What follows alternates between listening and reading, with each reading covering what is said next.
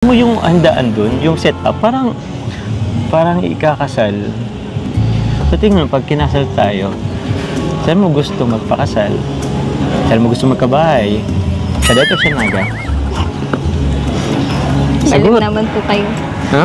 Isin po, congrats kay Maestro 21 TV. Congrats! Siya pong pinanghalpon na Best Reactor.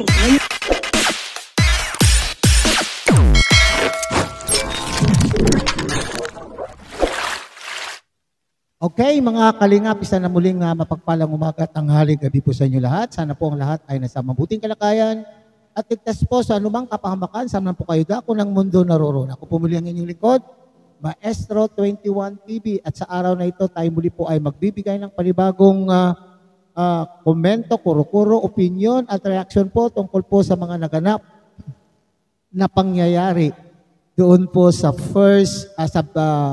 sa blessing po ng first pabahay po ni Papa Jones. Okay, pagkatapos po tayong mamangha sa isang napakagandang pabahay po ni Papa Jones, ay isinunod doon po ang isa pong nakakakilig na mga eksena po at doon nga po sila ay nag-vlog para sa John Carl Love Team Serie. Yun, di ba? So yan po ang ating pinakapaksa ngayong araw na ito. At sinasabi po dyan, at na-real talk nga po itong si Papa Jones at sila daw po ay napag-uusapan po nila, di ba? Parang yung mga normal, okay? Ordinaryong mga mag-irog o mag-jowa ay napag-uusapan na nila. Open na po sila pag-usapan ang tungkol po sa kanila pong hinaharap, gaya po ng kasal at saka kung ano-ano pa. Okay? So bago po yan, tayo muna po ay magbibigay po guys sa ama at founder po ng Kalingap, Kuya Bal Santos Matubang. At tangkilikin po natin Ate Edna Vlog, Kalingap Rob, Kalingap Dan, Kuya Brooks Vlogs, at Ruel of Malalag. At siyempre, kung bago lang po kayo dito sa munting channel na ito, sana po ay inyo rin pong suportahan sa pamamagitan ng po ng pag-like, share, and subscribe. At tuloy pindutin na rin po ang notification bell.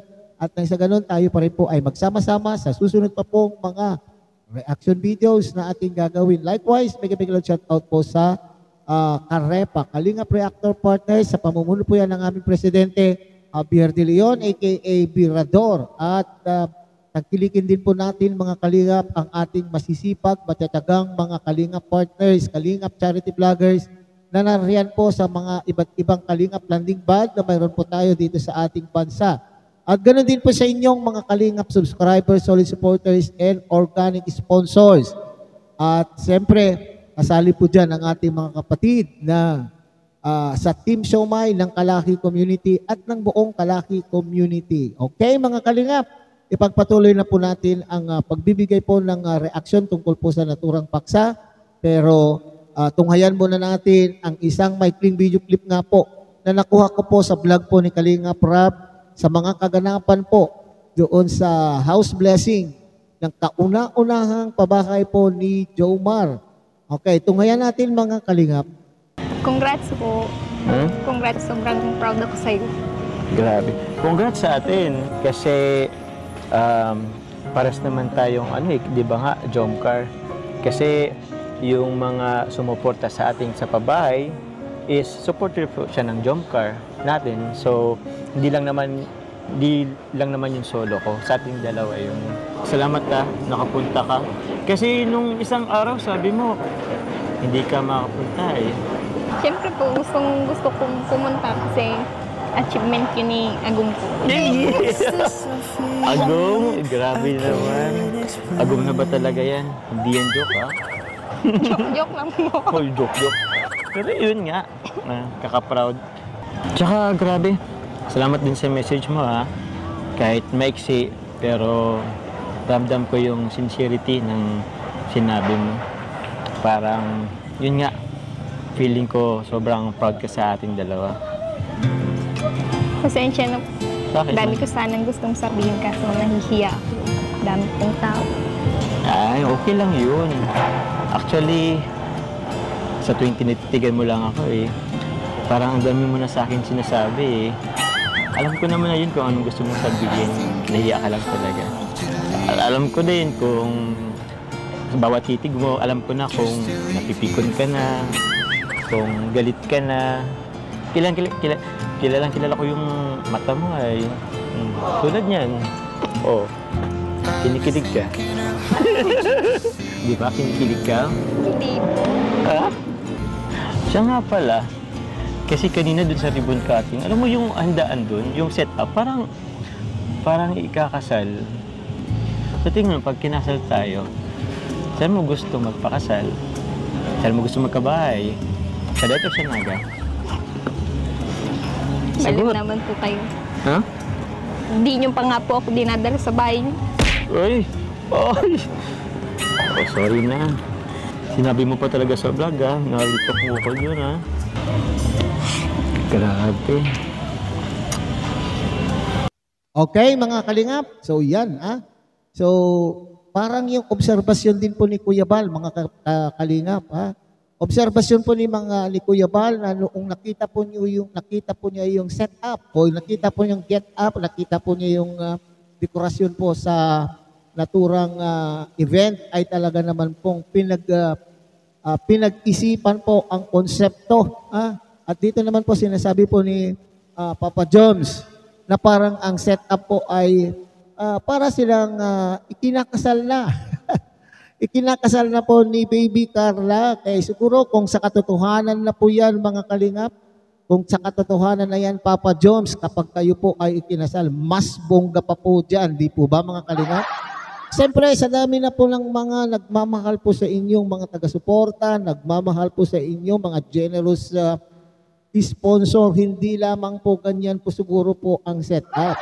So, iniisip po ni Papa Jam siguro na ang ambience o ang kanyang feeling ay sila po ay ikinakasal na doon sa mga balloon, sa mga setup po na inilagay po niya doon sa house blessing, hindi po ba?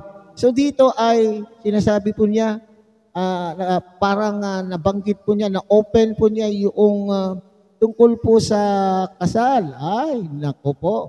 At ito naman po yung talagang gustong-gusto natin marinig kung ito man po ay para sa vlog lamang at kung ito man po ay mula sa puso, walang problema, hindi po ba?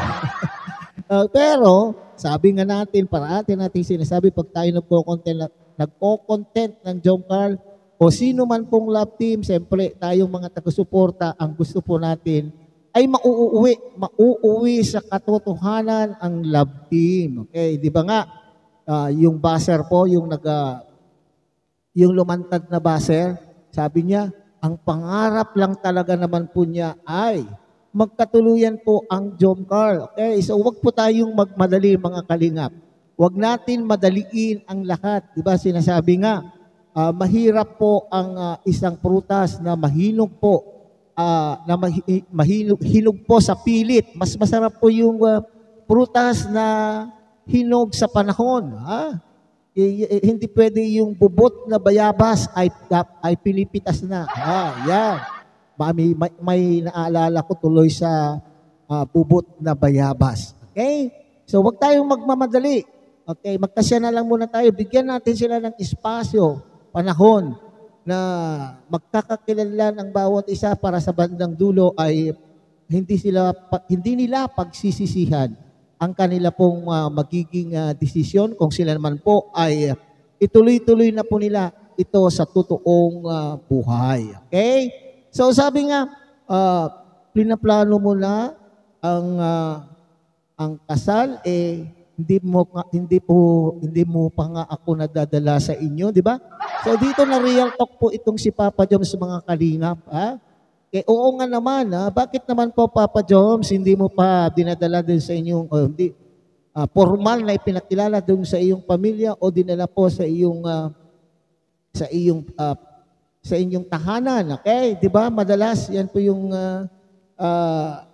demand. Isa po sa mga demand po ng mga kababaihan na kapag kayo na po ay officially, ay kayo na, ang susunod na po dyan, pagpaplanuhan na po ninyo kung paano nyo ipakilala ang inyo pong karelasyon sa inyo pong mga angkan o mahal sa buhay, hindi po ba? So yun po yung sinasabi, kaya naman po ay oo nga naman, hindi nakaimik ang Papa Joms. Okay? So guro, abangan po natin mga kalingap kung kailan mangyayari na yung si Baby Carla ay dadalhin po ni Papa Joms sa kanya pong pamilya at officially ay ipakikilala na sila na at maghihintay ng tamang panahon. Hihintayin po nila yung tamang panahon na sila po ay talaga namang pupwede na, di po ba? Okay. So, hanggang dyan na lang muna tayo mga kalingap. Ulit, tangkilikin po natin Kuya Bal Santos Matubang, Ate Edna Vlog, Kalingap Rob, Kalingap Dan, at Kuya Brooks Vlogs. At muli, pinapakiusapan po kayo ng inyo pong lingkod na sana po ay inyo rin pong tangkilikin ang munting channel na ito sa pamamagitan po ng pag-like, share, and subscribe. At tuloy pindutin na rin po ang notification bell at nang sa ganon, tayo pa rin po ay magsama-sama sa susunod po pong mga reaction videos na ating gagawin. Muli, isang mapagpalang umaga, tanghali, gabi po sa inyong lahat. Mabuhay po kayo at God bless everyone.